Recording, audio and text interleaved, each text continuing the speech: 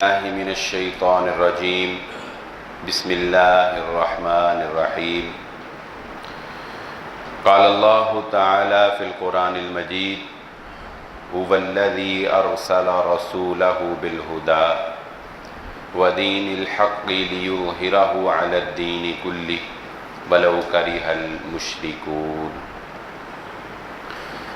قابل صد احترام محترم سامعین اکرام، ہر قسم کی تعریفات اس خالق مالک ارض و سماوات کے لیے، اور لاکھوں کروڑوں درود و سلام آپ محمد مصطفیٰ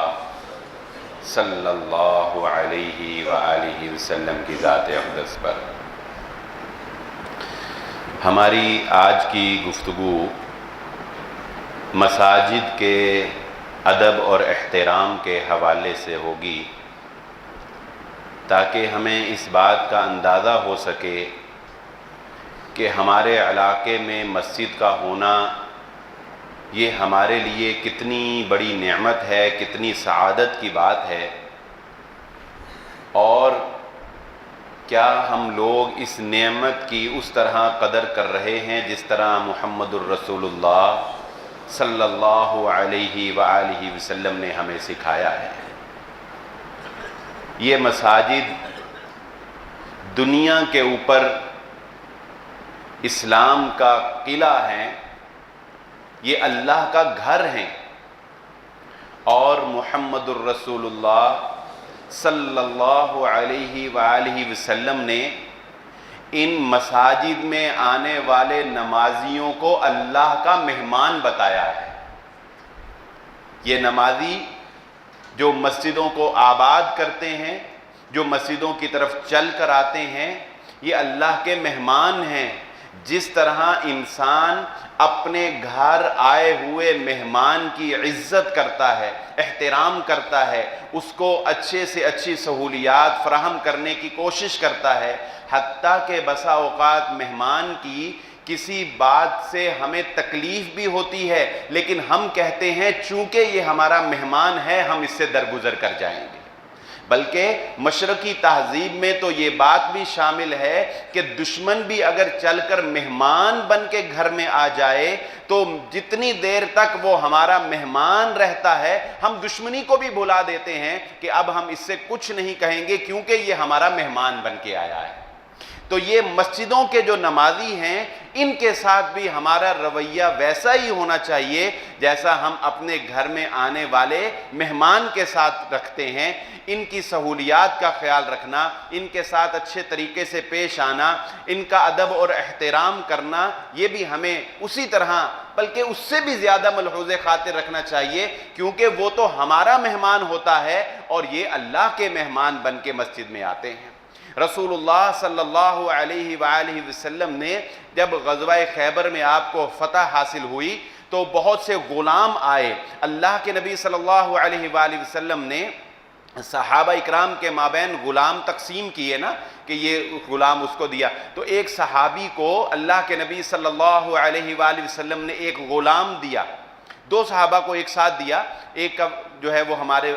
موضوع سے متعلق ہے، ایک غلام دیا اور فرمایا اللہ کے نبی صلی اللہ علیہ وآلہ وسلم نے میں تمہیں اس بات کی تلقین کرتا ہوں کہ اس غلام کو تم نے مارنا نہیں ہے، کیونکہ میں نے اس کو نمازیں ادا کرتے ہوئے دیکھا ہے اور اللہ نے مجھے منع فرمایا ہے کہ کسی بھی نمازی کو مارنا نہیں ہے۔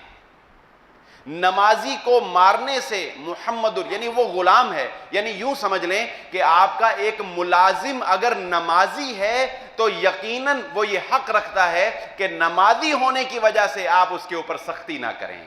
نمازی ہونے کی وجہ سے آپ اس کو سہولت فراہم کریں، نمازی ہونے کی وجہ سے آپ اس کا دوسرے ملازمین سے اگر وہ نماز نہیں پڑھتے تو فرق کریں۔ رسول اللہ صلی اللہ علیہ وسلم نے فرمایا مجھے اللہ نے منع کیا ہے، میں تمہیں تلقین کرتا ہوں یہ نمازی غلام ہے، اگرچہ تمہارا غلام ہوگا لیکن تم نے اس کو مارنا نہیں ہے۔ تو مسجد یہ روایت تو آپ نے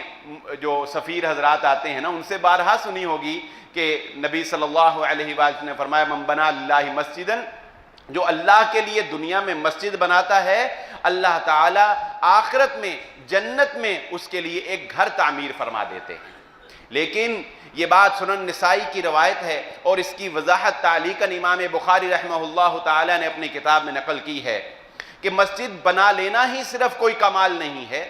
مسجد کی تعمیر کر لینا ہی کوئی بہادری نہیں ہے، اگرچہ یہ ایک بہت بڑا کام ہے اور جیسا کہ اس کی فضیلت میں نے ابھی بیان کی، مگر اس کے ساتھ ساتھ ایک اور کام بھی کرنے کا ہے، اور وہ کیا؟ اللہ کے نبی صلی اللہ علیہ وآلہ وسلم نے فرمایا قیامت اس وقت تک قائم نہیں ہوگی، کس وقت تک؟ جب تک کہ یہ دو کام نہ ہونے شروع ہو جائیں۔ کون سے؟ اور یہ بات ذہن نشین رکھیں، جو علامات قیامت بیان کی ہیں نا محمد الرسول اللہ صلی اللہ علیہ وسلم نے، کہ آپ نے فرمایا قرب قیامت ایسے ہوگا، قرب قیامت ایسے ہوگا، یا قیامت اس وقت تک قائم نہیں ہوگی جب تک یہ برائیاں عام نہ ہو جائیں، تو دراصل اس کا بتلانا صرف یہ نہیں ہوتا کہ قیامت قریب ہے۔ ایک تو ہمیں یہ پتہ لگتا ہے نا کہ جی قتل عام ہو جائے گا، زنا عام ہو جائے گا اور حرج عام ہو جائے گا، اونچی اونچی عمارتیں بنیں گی، تو یہ اس کا مطلب ہے قیامت قریب ہے، ایک مطلب تو یہ ہے ہی۔ لیکن اس کے ساتھ ساتھ جب اللہ کے نبی صلی اللہ علیہ وآلہ وسلم کسی واقعہ کے بارے میں، کسی کام کے بارے میں یہ فرمائیں کہ یہ قیامت کے قریب ہوگا یا قیامت سے پہلے ایسے ہوگا، تو اس کا مطلب ہوتا ہے کہ وہ کام اچھا نہیں ہے، وہ کام اچھا نہیں ہے، کیونکہ قیامت علی اشرار الناس، بدترین لوگوں کے اوپر قائم ہونی ہے۔ تو اللہ کے نبی صلی اللہ علیہ وآلہ وسلم نے جو ایسی ساری علامات بیان کی ہیں، دراصل بتلانا یہ مقصود ہے کہ یہ کام اچھے نہیں ہیں، یہ برے لوگوں کی علامات ہیں جو قیامت کے قریب نمودار ہوں گے۔ چنانچہ فرمایا اللہ کے نبی صلی اللہ علیہ وسلم نے قیامت قائم ہونے سے پہلے، یعنی علامات قیامت میں یہ ہے کہ لوگ اونچی اونچی مساجد بنانے میں ایک دوسرے سے فخر کریں گے۔ لوگ مسجد بنائیں گے تو صرف فخر کرنے کے لیے کہ دیکھو ہماری مسجد اس سے بڑی ہے، اس کی مسجد ہماری مسجد کے مقابلے میں، ہماری مسجد میں فلاں کام ہوا، ہماری مسجد میں فلاں کام ہے، اس کی مسجد میں نہیں، ہماری اتنی منزلیں ہیں، اس کی اتنی منزلیں ہیں۔ اور اگلی بات مزید وضاحت فرما دی اللہ کے نبی صلی اللہ علیہ وسلم نے، جس کو امام بخاری نے تعلیقاً ذکر کیا، فرمایا کہ مسجدیں بنائیں گے تو صحیح، لیکن مسجدیں بنانے والے ان کی آباد کاری کی طرف توجہ نہیں دیں گے۔ انہیں اس بات سے کوئی غرض نہیں ہوگی کہ لوگ مسجد میں آئیں، نمازی بنیں، مسجد میں محنت کریں، مسجد میں کوئی کلاس لگائیں، مسجد میں کوئی ناظرے کا اہتمام کریں، بچے مسجدوں میں آئیں، حفظ کا کوئی شعبہ یہاں لگایا جائے تاکہ مسجد آباد ہو۔ نہیں، انہیں اس بات سے کوئی فکر نہیں۔ وہ کہیں گے بس ہم نے ایک مینار کھڑا کر دیا، مسجد بنا دی، اب کوئی آئے نہ آئے۔ حتیٰ کہ معذرت کے ساتھ میں یہ کہنا چاہوں گا، آپ فیصل آباد میں سروے کر کے دیکھ لیں، مساجد کو تعمیر کرنے والے بعد میں اس عہدہ صدارت کے اوپر تو فائز رہتے ہیں، لیکن مسجد کا صدر مسجد کا نمازی نہیں ہوتا۔ ہوتا ہے کہ نہیں؟ ایسے بتائیں۔ مسجد بنانے والا مسجد کا صدر بن جاتا ہے، جمعہ کے دن جمعہ پڑھ کے اس کے بعد میٹنگ بٹھا کے ساروں سے رپورٹ تو لیتا ہے، جی امام صاحب نے کیا کیا، خادم نے کیا کیا، فلانے نے کیا کیا، لیکن وہ خود مسجد کا نمازی نہیں ہوتا۔ اللہ کے نبی صلی اللہ علیہ وسلم نے فرمایا یہ علامات قیامت میں سے ہے، لوگ مسجدیں بنائیں گے، فخر کریں گے اپنی مسجد پر کہ ہم نے اتنی بڑی مسجد بنا دی، لیکن اس کی آبادی کی کوشش نہیں کریں گے۔ اس لیے یہ بات ذہن نشین رکھیں کہ آپ مسجد کی تعمیر میں اگر حصہ لیتے ہیں، اگر مسجد کی آباد کاری میں حصہ لیتے ہیں، تو اس بات کے لیے فکر مند رہا کریں، اس بات کے لیے کوشش کیا کریں۔ یہ آپ کی ذمہ داری ہے، یہ آپ کے اوپر فرض عائد ہوتا ہے کہ مسجد آباد ہو، مسجد پر رونق ہو، مسجد میں نمازی آئیں، مسجد میں دین کا فروغ ہو۔ مسجد دین کا ایک ادارہ ہے۔ محمد الرسول اللہ صلی اللہ علیہ وآلہ وسلم جب آپ مکہ سے ہجرت کر کے مدینہ تشریف لے گئے تو آپ نے سب سے پہلا کام بتائیں کیا کیا ہے؟ آپ نے سب سے پہلا کام کیا کیا؟ ادارے اور ریاست کے حوالے سے آج ہماری بڑی توجہ ہے، جب ہم رپورٹ پیش کرتے ہیں، ہمارا کوئی عہدیدار جب رپورٹ پیش کرتا ہے یا اپنی تقریر میں کہتا ہے تو وہ یہ کہتا ہے کہ ہمیں اتنی یونیورسٹیز کی ضرورت ہے، ہمیں اتنے کالجز کی ضرورت ہے، فلاں علاقے میں سکول پسماندہ حال ہیں، بچے زیادہ ہیں، سکول کم ہیں۔ میں نے کبھی کسی کی زبان سے یہ نہیں سنا کہ ہمیں فلاں علاقے میں اتنی مسجدوں کی ضرورت ہے، ہمارے فلاں علاقے میں مسجدیں کم پڑتی ہیں۔ لوگوں کو نماز پڑھنے کے لیے مسجد میسر نہیں ہے، ہمیں مسجد بنانے کے لیے اہتمام کرنا چاہیے۔ یہ تو اللہ کا شکر ہے کہ ہمارے مسلمانوں کے دلوں کے اندر یہ شوق باقی ہے، اور لوگ اہل علاقہ اور اہل محلہ اپنی استطاعت کے مطابق مسجدیں تعمیر کر رہے ہیں، اور یہ بھی محمد الرسول اللہ صلی اللہ علیہ وآلہ وسلم کے حکم کی تکمیل ہے۔ صحابی فرماتے ہیں، حضرت عروہ رضی اللہ تعالیٰ عنہ فرماتے ہیں کہ اللہ کے نبی صلی اللہ علیہ وآلہ وسلم نے ہمیں حکم جاری فرمایا، نبی صلی اللہ علیہ وآلہ وسلم نے ہمیں حکم جاری فرمایا کہ اپنے محلوں میں مساجد قائم کیا کرو، اپنے محلوں میں مسجدیں قائم کرو۔ کیوں؟ کیونکہ مسجد کا قیام محلے والوں کی زندگی بدل دیتا ہے، محلے والوں کی زندگی بدل دیتا ہے، آنے والے نسلوں کی زندگی بدل دیتا ہے، آنے والے بچوں کو مسجدوں میں آنے سے نہ روکا کریں، قطعاً نہ روکا کریں، مسجدوں میں آنے دیں بچوں کو۔ ہاں، والدین کو یہ بات ضرور چاہیے کہ بچے کو تھوڑا سا شعور دے کر اپنے پاس لائیں، یا اپنے پاس بٹھائیں تو اسے سمجھا کر بٹھائیں، اور اگر بچہ کوئی زیادہ تنگ کرتا ہے، روتا ہے، تو اسے لے کر باہر چلے جائیں، کوئی ایسی بات نہیں، لیکن بچے کو مسجد میں گاہے بگاہے لائیں۔ رسول اللہ صلی اللہ علیہ وآلہ وسلم کی تعلیمات میں یہ بات آپ نے سنی ہوگی، اللہ کے نبی صلی اللہ علیہ وآلہ وسلم امامت کرواتے ہوئے جب یہ دیکھتے کہ پیچھے سے کسی بچے کی رونے کی آواز آ رہی ہے، تو اللہ کے نبی صلی اللہ علیہ وآلہ وسلم اپنی نماز کو مختصر کر کے جلدی سلام پھیر لیا کرتے تھے، لیکن کھڑے ہو کر یہ نہیں کہتے تھے خبردار آج کے بعد اس بچے کو مسجد میں لانا آنا، اس کے باپ کو کوئی تمیز نہیں، اس کے بچے کو کوئی سینس نہیں ہے۔ نبی صلی اللہ علیہ وآلہ وسلم نے کبھی مسجد میں آنے والوں کو ڈانٹا نہیں ہے، مسجد میں آنے والوں سے محبت کی، حتیٰ کہ اگر کوئی مسجد میں پیشاب کرنے بھی آ گیا، اللہ کے نبی صلی اللہ علیہ وسلم نے اس کو بھی نہیں ڈانٹا ہے۔ وہ آ گیا تھا نا ایک بدو دیہاتی سیدھا سا آدمی مسجد میں آیا، اور آ کر مسجد بھی کون سی؟ مسجد النبوی، اور مسجد میں آیا اور ایک دیوار کے ساتھ لگ کے اس نے پیشاب کرنا شروع کر دیا۔ صحابہ اکرام بھاگے اس کو پکڑنے کے لیے، یہ کیا کر رہا ہے، یہ کیا؟ اللہ کے نبی صلی اللہ علیہ وسلم فرمایا ٹھہر جاؤ، نہ اب نہ اس کو روکو، بیمار ہوگا، روکنے کی کوشش کرے گا، مزید خرابی پیدا ہوگی، کوئی بات نہیں، اس نے کر لیا، اب اس کو کرنے دو۔ اس نے جب کر لیا، اللہ کے نبی صلی اللہ علیہ وآلہ وسلم نے ڈانٹا نہیں، یہ نہیں کہا تو ہے کی کیتا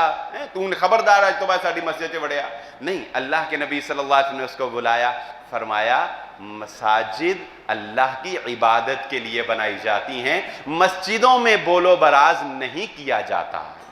مسجدوں میں بولو براز نہیں کیا، مسجدیں اللہ کی عبادت کے لیے بنائی جاتی ہیں۔ وہ کہنے لگا، اس نے دعا کی، اللہ مجھ پر اور محمد الرسول اللہ صلی اللہ علیہ وآلہ وسلم پر رحمت فرما۔ اللہ کے نبی صلی اللہ علیہ وسلم نے فرمایا تو نے اللہ کی رحمت کو اتنا محدود کر دیا، صرف اپنے اور میرے لیے اللہ کی رحمت مانگی ہے۔ کہنے لگا اللہ کے نبی صلی اللہ علیہ وسلم پیار بھی تو صرف آپ نے کیا ہے، باقی سب تو مجھے مارنے کے لیے دوڑے تھے، باقی سب تو مجھے مارنے کے لیے دوڑے تھے، آپ ہی نے تو صرف گلے سے لگایا ہے، آپ نے ہی تو صرف پیار کیا ہے۔ تو مسجد کے نمازیوں سے پیار کریں، مسجد کے نمازیوں سے محبت کریں، مسجد میں آنے والے مہمانوں کی قدر کریں، اور جو علماء اکرام مجھے چھوڑ کر، میں تو اب آپ گھر کا بندہ ہو گیا نا، ہر جمعہ ہی آتا ہوں آپ کے پاس، لیکن میرے علاوہ جو علماء کرام درس دینے کے لیے آتے ہیں، جو آپ کو تبلیغ کرنے کے لیے آتے ہیں، ان کا احترام کیا کریں، ان سے سلام لیا کریں، ان کی عزت افزائی کیا کریں، یہ مسجد کا تقدس ہے، یہ آنے والے مہمان کی قدر ہے۔ اور ایک دلچسپ واقعہ ذہن میں آ گیا،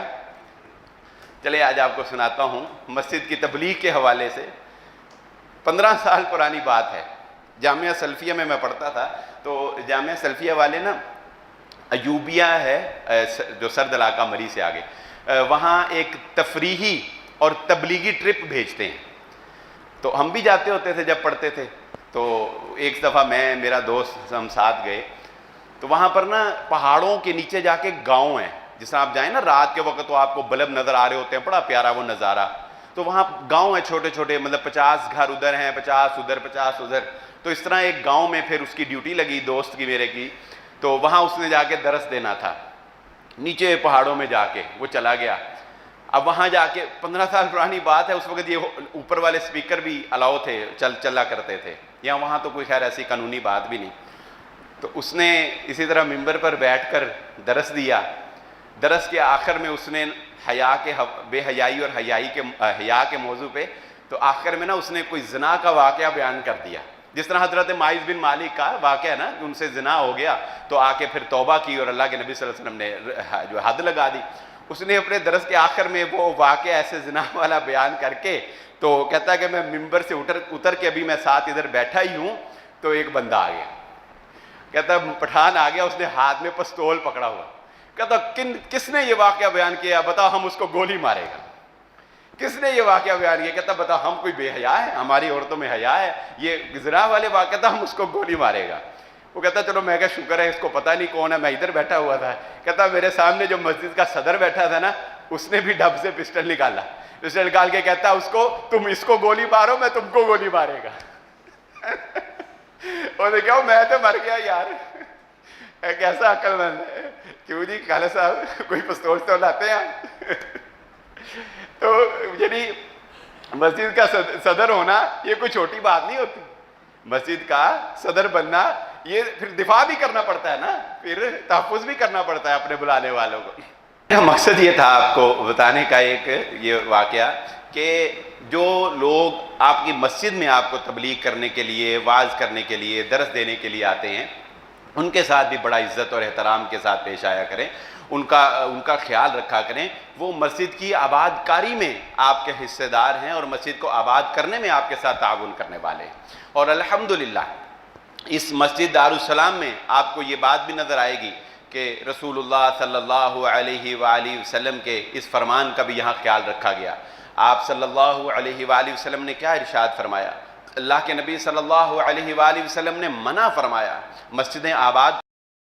کرو، مسجدوں کی تعمیر اچھے طریقے سے کرو، ان میں نمازیوں کو سہولتیں فراہم کرو، لیکن اللہ کے نبی صلی اللہ علیہ وآلہ وسلم نے مسجدوں میں نقش و نگار کرنے سے منع فرمایا ہے. نبی صلی اللہ علیہ وآلہ وسلم نے فرمایا،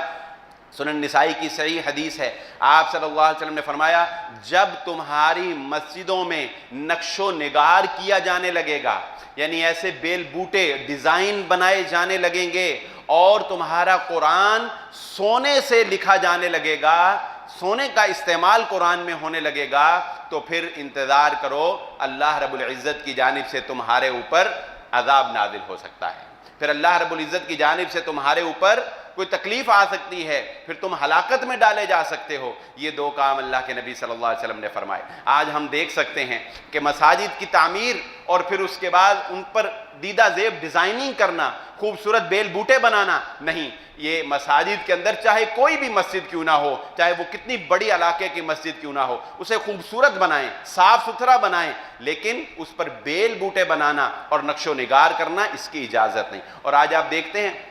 ہمارے ہاں یہ ایک عجیب سا ٹرینڈ ہے، کیا جی یہ اس نے چاول کے دانے پہ جی آیت الکرسی لکھی ہے، یہ اس نے اتنا سا چھوٹا سا قرآن ہے 20 سالوں میں لکھا ہے، سونے کے پانی سے لکھا ہے. یہ سب کا باتیں یہ کیا ہیں؟ ٹھیک ہے یہ ایک چاہت اور محبت کا اظہار تو ہو سکتا ہے، لیکن قرآن اصل میں عمل کرنے کے لیے نازل ہوا ہے، پڑھنے کے لیے. وہ اتنا سا قرآن جو پڑھا ہی نہ جا سکتا ہو، وہ تم اس کو پڑھ ہی نہیں سکتے ہو، وہ اتنے سے دانے پہ لکھا اس کو تم پڑھ ہی نہیں سکتے ہو، اور تمہاری زندگی میں وہ جو ہے وہ اپلائی نہیں ہو رہا ہے، تو محمد الرسول اللہ صلی اللہ علیہ وسلم نے اس کی طرف نشاندہی کر دی کہ دراصل قرآن کا مقصد یہ نہیں ہے کہ اسے سونے کے پانیوں سے لکھا جائے یا اسے خشکت جو انداز میں ہی لکھا جائے، بلکہ قرآن کا مقصد یہ ہے کہ اسے زندگیوں میں اتارا جائے، زندگیوں میں اپنایا جائے. اور اللہ رب العزت نے قرآن مجید میں تو بہت سخت وعید فرمائی، فمن اظلم ممن منع مساجد اللہ ان یذکر فیہا اسمہ وسعی فی خرابها. فرمایا اللہ رب العزت نے فمن اظلم، اس سے بڑا بھی کوئی ظالم ہو سکتا ہے، اس سے بڑا بھی کوئی مجرم ہو سکتا ہے. فمن اظلم ممن منع مساجد اللہ، جو لوگوں کو اللہ کی مسجدوں میں آنے سے روکتا ہے، ایسے اقدامات کرتا ہے، ایسے عوامل اختیار کرتا ہے جو لوگ مسجد میں آنے سے رک جائیں، فرمایا اس سے بڑا ظالم کوئی نہیں ہو سکتا. وسعی فی خرابها، اور وہ مسجدوں میں خرابیاں پیدا کرنے کی کوشش کرتا ہے، مسجدوں میں بگاڑ پیدا کرنے کی کوشش کرتا ہے، فتنہ انگیزیاں کرتا ہے، لڑانے کی کوشش کرتا ہے نمازیوں کو آپس میں، یا جو کچھ بھی کسی طرح بھی، یاد رکھ لیجئے کوئی شخص بھی مسجد میں کسی طرح بھی خرابی پیدا کرنے کی کوشش کرے، اس کی نیت خرابی پیدا کرنے کی ہو، ایک ہے کہ کسی نے کوئی اچھی نیت سے کام کیا لیکن اس کے رزلٹ اچھے نہ نکلے، یہ ایک الگ بات، جس نے نیتاً مسجد کی بربادی چاہی، مسجد کی خرابی چاہی، اللہ کا فیصلہ ہے کہ وہ اللہ کے نزدیک سب سے بڑا ظالم ہے، اس سے بڑا ظالم کوئی نہیں ہو سکتا۔ وَأَنَّ الْمَسَاجِدَ لِلَّهِ فَلَا تَدْعُوا مَعَ اللَّهِ أَحَدًا، اور یاد رکھ لو یہ بات، مسجدیں اللہ کا گھر ہیں، مسجدوں میں تمہارے دنیاوی لین دین نہیں ہو سکتے۔ اللہ کے نبی صلی اللہ علیہ وسلم فرمایا اگر تم دیکھو کہ مسجد میں کوئی دنیا کا سودا کر رہا ہے، پلاٹ خرید فروخت کر رہا ہے، تو اس کو کہو کہ اللہ تیرے اس کام میں برکت ہی نہ ڈالے۔ کیوں؟ مسجدیں اس کام کے لیے نہیں بنی ہیں۔ مسجدوں میں اونچی آواز سے کہہ کے لگا کر ہنسنا محمد الرسول اللہ صلی اللہ علیہ وسلم نے منع فرمایا، مسجدوں میں لین دین کے سودے کرنے سے منع فرمایا، اور اللہ نے فرمایا وَأَنَّ الْمَسَاجِدَ لِلَّهِ فَلَا تَدْعُوا مَعَ اللَّهِ أَحَدًا، مسجدیں صرف اللہ کا گھر ہیں، اللہ کے لیے بنائی جاتی ہیں، مسجدوں میں اللہ کے علاوہ کسی اور کو پکارنے کی اجازت نہیں ہے۔ مسجدوں میں صرف اللہ کو پکارا جائے گا، اللہ کے علاوہ کسی اور کو مسجد میں پکارنے کی اجازت نہیں ہے۔ ہاتھ اٹھیں گے تو صرف اور صرف اللہ رب العزت کو ہی پکارا جائے گا۔ محمد الرسول اللہ صلی اللہ علیہ وآلہ وسلم کے دور میں مسجد سے محبت کرنے والی ایک عورت، اندازہ لگائیں مسجدوں سے محبت کرنا ہی کتنا بڑا کمال ہے، مسجد سے لگاؤ ہونا ہی کتنا بڑا کمال ہے۔ آج ہم نے یہ سمجھ لیتے ہیں ہم کہ یہ ہماری ذمہ داری نہیں ہے، ٹھیک ہے مسجد کا صدر ہے، اس نے ایک خادم رکھ لیا ہے، وہ اس کو چاہیے کہ ساری مسجد کی صفائی کرے، ٹھیک ہے یہ ڈیوٹیز اپنی جگہ ہیں، لیکن کبھی آپ بھی مسجد میں آ کے دیکھ لیا کریں کہ مسجد کو کوئی ضرورت ہو تو میں پوری کر دوں۔ صرف پیسہ دے دینا ہی کوئی کمال نہیں ہوتا، صرف پیسہ ہی صدر کے ہاتھ میں پکڑا دینا کوئی کمال نہیں ہوتا، یا مسجد کے گلے میں ڈال دینا کوئی کمال نہیں ہوتا۔ اللہ کے نبی صلی اللہ علیہ وآلہ وسلم تشریف لائے، صحابہ سے پوچھا وہ فلاں عورت تھی، وہ اکثر نظر آتی تھی یہاں پر، جو مسجد کی صفائی کیا کرتی تھی۔ کیا کرتی تھی؟ مسجد کی صفائی کیا کرتی تھی۔ کہاں گئی؟ صحابہ نے کہا اللہ کے نبی صلی اللہ علیہ وسلم کذا و کذا، وہ کوئی اتنی خاص تھوڑی تھی، وہ کوئی خاص آدمی ہو تو ہم آپ کو بتائیں، وہ تو بس عام سی ایک غیر معمولی سی غیر معروف سی عورت تھی، آتی تھی صفائی سوئی کرتی تھی، وہ فوت ہو گئی ہے، ہم نے اس کو دفنا دیا، جنازہ پڑھا لوگوں نے، دفنا دیا۔ اللہ کے نبی صلی اللہ علیہ وآلہ وسلم نے فرمایا مجھے کیوں نہیں بتایا؟ مسجد کی صفائی کرنے والی خاتون کے بارے میں محمد الرسول اللہ صلی اللہ علیہ وسلم فکر مند ہیں کہ اس کی وفات کا مجھے کیوں نہیں بتایا، اور وہ جو مقروض تھا اس کا جنازہ پڑھنے سے رسول اللہ صلی اللہ علیہ وسلم نے انکار کر دیا، مگر اس خادمہ کا جنازہ چونکہ آپ نہیں پڑھ سکے، اللہ کے نبی صلی اللہ علیہ وآلہ وسلم نے صحابہ کو اپنے ساتھ لیا، اس کی قبر پر تشریف لے گئے، اور اللہ کے نبی صلی اللہ علیہ وسلم نے اس کی قبر پر دوبارہ نماز جنازہ ادا کیا ہے۔ صرف دعا کر دینا بھی تو کافی تھا، قبر پر صرف دعا بھی تو ہوتی ہے نا، لیکن محمد الرسول اللہ صلی اللہ علیہ وآلہ وسلم نے اس کا جنازہ بطور خاص قبر پر کیوں پڑھا؟ اس کے اندر کون سی ایسی خوبی اور کون سا ایسا کمال تھا؟ صرف یہی خوبی اور یہی کمال تھا کہ وہ مسجد سے محبت کرنے والی، مسجد کی صفائی کرنے والی تھی، اور محمد الرسول اللہ صلی اللہ علیہ وآلہ وسلم نے فرمایا وہ سات آدمی جن کو اللہ رب العزت قیامت والے دن اپنے عرش کے سایوں میں سے ایک سایہ نصیب فرمائے گا، ان 7 آدمیوں میں سے ایک خوش نصیب وہ ہوگا جس کا دل مسجد کے ساتھ جڑا رہتا ہے، جو مسجد کی فکر میں رہتا ہے۔ ایک نماز پڑھی تو دوسری نماز کی فکر رہتی ہے، اس کا دھیان بس مسجد کی طرف لگا رہتا ہے، مسجد میں آذان دینے کا شوق، مسجد میں بیٹھنے کا شوق، مسجدوں میں بیٹھ کر دل لگایا کریں۔ ہم وقت کی پابندی کرتے ہیں الحمدللہ، 1-2 منٹ ہی اوپر ہوتے ہیں، لیکن ہمارا ایمان اللہ کی قسم اتنا کمزور ہے کہ اگر کبھی میں اپنی بات نہیں کر رہا، ایک جنرل بات کر رہا ہوں، اگر کبھی خطبہ سنتے 5-10 منٹ اوپر ہو جائیں تو بے چینی سی کیفیت انسان کے اندر پیدا ہونے شروع ہو جاتی ہے کہ اب کیا باتیں کر رہے ہیں، بس ٹھیک ہے چھوڑیں، اب جان چھوڑیں ہماری، باوجود اس کے کہ ہم نے جا کر، چلو جس نے جا کر کوئی کام کرنا ہے وہ تو ہو نا فکر مند، ہم نے کچھ نہیں کرنا ہوتا جا کر، اس کے باوجود ایمان اتنا کمزور ہو چکا ہے کہ ہم سے 5-10 منٹ اوپر جو ہیں وہ برداشت نہیں ہوتے۔ وقت کی پابندی کرنی چاہیے، یہ بات اپنی جگہ ملحوظ خاطر ہے، لیکن بتا یہ رہا ہوں کہ مسجدوں میں ہمارا دل نہیں لگتا ہے، مسجدوں میں ہمارا شوق کم ہو گیا ہے۔ مسجدوں سے شوق بڑھائیں، مسجدوں میں دل لگائیں، مسجدیں خیر کی جگہ ہیں۔ محمد الرسول اللہ صلی اللہ علیہ وآلہ وسلم نے ارشاد فرمایا، بخاری کی روایت ہے، آپ صلی اللہ علیہ وآلہ وسلم نے ارشاد فرمایا، دنیا کے اوپر اللہ رب العزت کو سب سے زیادہ پسندیدہ جگہ وہ مسجد ہے، سب سے پسندیدہ جگہ اللہ رب العزت کو دنیا میں مسجد ہے، اور سب سے ناپسندیدہ جگہ اللہ رب العزت کو دنیا میں وہ بازار ہیں،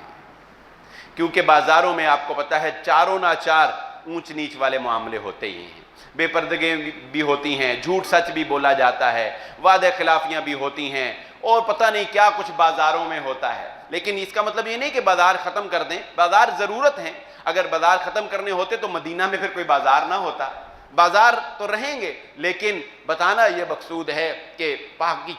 پاکیزہ اور پاک جگہ جہاں پر انسان اللہ کے قریب ہو جاتا ہے، اگر وہ کوئی جگہ ہے تو وہ مسجد ہے۔ یہ مسجد کا تقدس اور یہ مسجد کا احترام ہے کہ محمد الرسول اللہ صلی اللہ علیہ وآلہ وسلم نے اس کی تلقین کی ہے، اور بعض فقہاء، بعض محدثین اس پر سختی سے کاربند ہیں، اور وہ اس کو گویا فرض جیسا ہی سمجھتے ہیں، جسے ہم تحیت المسجد کے 2 نفل کہتے ہیں۔ یہ مسجد کا احترام ہے نا، کہ اللہ کے نبی صلی اللہ علیہ وآلہ وسلم نے فرمایا، جب تم میں سے کوئی مسجد میں آئے تو اس وقت تک مسجد میں نہ بیٹھے جب تک کہ وہ 2 نفل ادا نہیں کر لیتا ہے۔ یہ 2 نفل تحیت المسجد، مسجد کا ادب، مسجد کا احترام یاد دلاتے ہیں۔ مسجد میں ہم داخل ہوتے ہیں، اللہم افتح لی ابواب رحمتک، اللہ سے دعا کرتے ہیں، اللہ رحمتوں کے دروازے اب ہمارے لیے کھول دے، ہم تیرے گھر میں داخل ہو رہے ہیں رحمتیں سمیٹنے کے لیے۔ اور یہ حدیث جو میں اب آپ کو سنانے لگا ہوں دل کو باغ باغ کر دیتی ہے۔ مسجدوں سے محبت کرنے والے اس حدیث کو سن کر اپنے اوپر انشاءاللہ رشک کریں گے، شکر کریں گے کہ انہیں مسجدوں سے محبت ہے، اور جنہیں نہیں ہے وہ مسجدوں سے محبت پیدا کر لیں۔ محمد الرسول اللہ صلی اللہ علیہ وآلہ وسلم نے ارشاد فرمایا، سلسلہ صحیحہ میں علامہ البانی رحمہ اللہ تعالی نے اس حدیث کو نقل کیا، فرمایا لوگوں میں سے بعض اوتاد مسجد نشیں ہوتے ہیں، مسجد والے ہوتے ہیں، مسجد سے محبت کرتے ہیں، مسجد میں دل لگاتے ہیں۔ فرمایا رسول اللہ صلی اللہ علیہ وآلہ وسلم نے، ایسے لوگوں سے اللہ کے فرشتے دوستی کر لیتے ہیں۔ مسجد نشیں، مسجدوں میں دل لگانے والے، مسجدوں میں بیٹھنے والوں سے اللہ کے فرشتے دوستی کر لیتے ہیں۔ فرمایا اگر کبھی وہ مسجد میں نہیں آ سکتے، بیمار ہو جاتے ہیں، فرشتے ان کی تیمارداری کے لیے جاتے ہیں، فرشتے ان سے اداس ہو جاتے ہیں، دوستی جو کی ہوتی ہے، فرشتے ان سے اداس ہو جاتے ہیں، حتیٰ کہ رسول اللہ صلی اللہ علیہ وسلم نے فرمایا ان مسجد والوں کے کاموں میں اگر کبھی کوئی تکلیف آ جاتی ہے، کوئی کام پھنس جاتا ہے نا دنیاوی کام، تو فرشتے ان کی مدد کرتے ہیں، فرشتے ان کی معاونت کرتے ہیں۔ ایسے نہیں آپ نے سنا ہوگا لوگ کہتے ہیں میں نے مسجد بنانا شروع کی، پتہ ہی نہیں لگا کیسے کام ہوتے چلے گئے، اور مسجدوں کے ساتھ محبت کرنے والوں کے اپنے کام بھی سنورتے چلے جاتے ہیں، مسجدوں والوں کے اپنے کام بھی سنورتے چلے جاتے ہیں۔ یہ روحانی طاقتیں، غیبی طاقتیں ہیں جو ان سے محبت کرنے لگ جاتی ہیں۔ وہ مسجد میں نہیں آتے، اداس ہوتے ہیں، ان کی تیمارداری کے لیے جاتے ہیں، ان کے لیے دعائیں کرتے ہیں، ان کی مدد کے لیے جاتے ہیں۔ محمد الرسول اللہ صلی اللہ علیہ وآلہ وسلم نے فرمایا جو شخص مسجد میں بیٹھتا ہے، یا تو لازماً بات ہے لوگ اس سے فائدہ حاصل کریں گے، 3 کاموں میں سے ایک کام اسے ضرور ملے گا۔ نمبر 1، لوگ اس سے فائدہ حاصل کریں گے، یا وہ کوئی حکمت کی بات سیکھ لے گا، اور کچھ نہیں تو اللہ کی رحمتوں کا وہ حقدار ضرور بن جائے گا، اللہ کی رحمتیں اس کے اوپر برسیں گی، اللہ کی رحمتوں کا وہ حقدار ہوگا۔ جو شخص مسجد سے محبت کرتا ہے، جو شخص مسجد والا بن جاتا ہے، تو یہ مساجد جو ہیں یہ صرف بیت اللہ یا صرف مسجد النبوی یا صرف مسجد الاقصی ہی نہیں ہے کہ یہی بیت اللہ جو ہے یہ صرف اللہ کا گھر ہے، نہیں، بلکہ یہ شاخیں جو پوری دنیا کے اوپر پھیلی ہوئی ہیں ان کو توحید کا قلعہ بنا دیں آپ، یہاں سے تعلیم کے فروغ کے پہلو جو ہیں وہ نکلیں۔ مسجد النبوی ہی تھی نا، وہاں پر اصحاب الصفہ بھی ہیں، کیا کر رہے ہیں؟ دین کی تعلیم کا کام کر رہے ہیں، نبی صلی اللہ علیہ وآلہ وسلم کی احادیث پر سرچ کر رہے ہیں، وہاں پی ایچ ڈی ہو رہی ہے، مسجد النبوی میں لشکر ترتیب دیے جا رہے ہیں، قیدی آ گیا مسجد النبوی میں باندھا جا رہا ہے۔ مسجد النبوی ہے، عید کا دن ہے، یہ بھی مسجد کا ایک پہلو ہے، مسجد النبوی ہے، عید کا دن ہے، اور حبشی نوجوان مسجد کے صحن میں تیر اندازی کے ساتھ اپنا ایک کھیل جو ہے وہ کھیل رہے ہیں، مسجد میں کھیل رہے ہیں، اور اللہ کے نبی صلی اللہ علیہ وآلہ وسلم کھڑکی میں بیٹھے ہیں، اور آپ کی زوجہ محترمہ حضرت عائشہ صدیقہ رضی اللہ تعالیٰ عنہ آپ کے شانہ مبارک پر اپنی ٹھوڑی رکھے ہوئے حبشیوں کا کھیل دیکھ رہی ہیں، آپ ان کو دکھا رہے ہیں۔ حضرت عمر رضی اللہ تعالیٰ عنہ داخل ہوئے، جلالی سی کیفیت، ہوئے ایک ہی کر رہے ہو، مسجد میں کھیل رہے ہو۔ اللہ کے نبی صلی اللہ علیہ وسلم نے فرمایا عمر نہیں، کوئی بات نہیں، یہ عید کا دن ہے، یہ نوجوان بچے ہیں، فلاں قبیلے سے تعلق رکھتے ہیں، انہیں کھیلنے دو، آج کوئی ایسی بات نہیں ہے، یہ مسجد ہے۔ تو مسجد ایک بہت ہی بہترین ادارہ ہے، مسجد اسلام کا ایک ادارہ ہے جو یہاں پر قائم ہوتا ہے، یہاں سے دین کے فروغ کا کام ہوتا ہے، یہاں سے لوگوں کی تربیت کا کام ہوتا ہے، یہاں سے لوگوں کی اصلاح کا کام ہوتا ہے، یہاں سے صرف نماز نہیں ہے بلکہ یہ ذہن سازی ہوتی ہے لوگوں کی، یہاں سے لوگ ایک ذہن لے کر جاتے ہیں اور جا کر پھر ان کی زندگیاں جو ہے وہ سنور جاتی ہیں۔ اسی لیے اسلام ہمیں یہ تلقین کرتا ہے، اور محمد الرسول اللہ صلی اللہ علیہ وآلہ وسلم یہ تلقین کرتے ہیں کہ مسجد کے ساتھ محبت کرو اور مسجد کی طرف چل کر آنا۔ اللہ اکبر، خوش نصیب ہیں وہ لوگ جن کو مسجد سے اتنے فاصلے پر گھر ملا ہے کہ وہ چل کر مسجد کی طرف آتے ہیں، کہ محمد الرسول اللہ صلی اللہ علیہ وسلم نے ارشاد فرمایا من توضأ فاحسن الوضوء، جو شخص گھر سے وضو کرتا ہے اور اچھے انداز میں وضو کرتا ہے، پھر وضو کر کے وہ چل کر مسجد کی طرف آتا ہے، اللہ رب العزت اس کے ہر قدم کے بدلے اس کی نیکیوں میں اضافہ فرما رہے ہوتے ہیں، اور ہر دوسرے قدم کے بدلے اس کے گناہ اس کے معاف کیے جا رہے ہوتے ہیں۔ یہ مسجد کی طرف چل کے آنے کا ایک احترام ہے۔ اور ایک وہ آخری حدیث سنا کے بات کو ختم کرتے ہیں۔ حضرت ابو قتادہ رضی اللہ تعالیٰ عنہ کی یہ روایت ہے، شاید میں نے پہلے بھی آپ کو سنائی تھی، یہ اس بات کی طرف بھی اشارہ ہے کہ مسجد کی طرف آنے والے سے محمد الرسول اللہ صلی اللہ علیہ وسلم کی محبت کیسی تھی، اور اس حدیث سے ہمیں یہ بھی پتہ چلے گا کہ اگر ہم خود مسجد میں آتے ہیں تو ہمیں اپنے گھر والوں کو بھی مسجد میں لانا چاہیے۔ بارش ہو رہی ہے، اور بارش میں شریعت نے ہمیں یہ رعایت دی ہے، اسلام نے ہمیں یہ رعایت دی ہے کہ صلوا فی رحالکم، اگر بارش تیز ہو مسجد میں نہیں آ سکتے تو اذان میں بھی یہ کہہ دیا جاتا ہے کہ اپنے گھروں میں نماز پڑھ لو، یہ رخصت ہوتی ہے کہ پھر آپ اپنے گھر میں نماز پڑھ سکتے ہیں۔ بارش تیز ہے، لیکن صحابی رسول صلی اللہ علیہ وسلم فرماتے ہیں میرا دل چاہا کہ عشاء کی نماز میں محمد الرسول اللہ صلی اللہ علیہ وآلہ وسلم کے پیچھے ادا کروں، دل میں شوق پیدا ہو، باوجود بارش کے اور موسم کی خرابی کے میں گھر سے نکلا، میں نے کہا ٹھیک ہے کوئی بات نہیں، دیکھا جائے گا جو ہوگا۔ اندھیرا نکلا تو راستے میں ہی مجھے محمد رسول اللہ صلی اللہ علیہ وسلم مل گئے، مجھے پوچھا تم کہاں؟ میں نے کہا اللہ کے نبی صلی اللہ علیہ وسلم، یعنی آپ کے پوچھنے کا مقصد یہ تھا کہ موسم اتنا خراب ہے تم گھر میں ہی پڑھ لیتے، تو یہاں تم کدھر جا رہے ہو؟ کہا اللہ کے نبی صلی اللہ علیہ وسلم آج بس مجھ سے رہا نہیں گیا، میرے اندر شوق پیدا ہوا کہ میں نماز پڑھوں تو محمد الرسول اللہ صلی اللہ علیہ وسلم کے پیچھے ادا کروں۔ اللہ کے نبی صلی اللہ علیہ وسلم نے فرمایا ٹھیک ہے، ساتھ لے کر چل پڑے، عشاء کی نماز ادا کی۔ عشاء کی نماز ادا کرنے کے بعد اللہ کے نبی صلی اللہ علیہ وآلہ وسلم نے ان کو ایک چھڑی تھمائی، ایک چھڑی، ایک سٹک ان کو تھمائی، اور ان کو کہا کہ جب تم گھر سے نکلے تھے تو شیطان تمہارے گھر میں داخل ہو گیا تھا اور اس نے تمہارے گھر والوں کو سلا دیا تھا، نماز سے پہلے ہی سلا دیا تھا جب تم اپنے گھر میں جاؤ تو گھر کے پچھلے صحن میں جانا، وہاں تمہیں وہ ملے گا شیطان، اس کو یہ چھڑی مارنا تو وہ بھاگ جائے گا۔ وہ فرماتے ہیں کہ میں نے وہ چھڑی لے کر جب چلا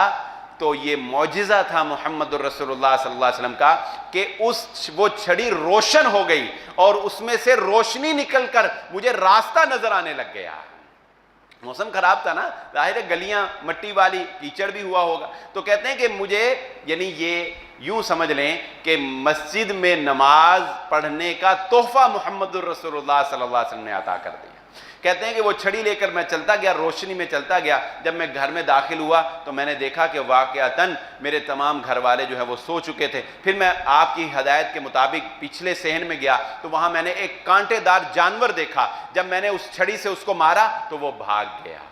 اس کے بعد پھر میں نے اپنے گھر والوں کو جگایا اور انہیں نماز کے لیے کہا۔ تو پتہ کیا چلا کہ شیطان ہے جو انسان کو مسجد میں آنے سے روکتا ہے اور نماز سے پہلے اس کو سلانے کی کوشش کرتا ہے۔ اگر آپ مسجد میں آتے ہیں اپنے گھر والوں کو، یعنی جو بچے بھائی وغیرہ، ان کو بھی بیٹوں کو ساتھ لے کر آئیں اور خواتین کو اس بات کی تلقین کریں کہ رات کو نماز پڑھے بغیر وہ سویا نہ کریں۔ یہ شیطان کا حملہ ہوتا ہے کہ وہ انسان کو سلا دے نماز ادا کیے بغیر۔ اللہ رب العزت سے دعا ہے اللہ مجھے اور آپ کو مساجد کے ساتھ محبت کرنے والا بنا دے، اور اللہ رب العزت ہمیں ان مساجد سے محبت کرنے کے نتیجوں میں جنت الفردوس میں ایک گھر عطا فرما دے۔ وما علیہ الا البلاغ۔